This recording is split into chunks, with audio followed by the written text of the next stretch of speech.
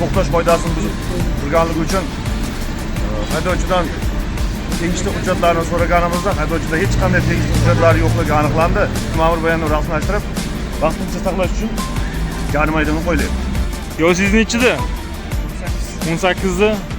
Haydovchi guvohnomasi olmagan, to'g'rimi? Nima uchun transport vositasi boshqardingiz? Ha, bilasiz-a?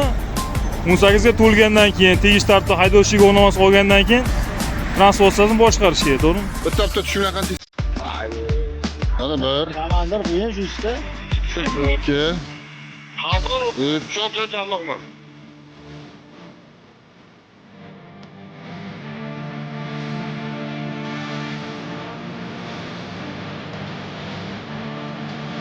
On ikki.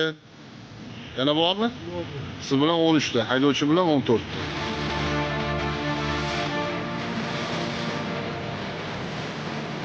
Avtomashina davlat tarafdan belgilangan, oldinda davlat tarafdan belgilangan, yopib harakatlantirilganlar.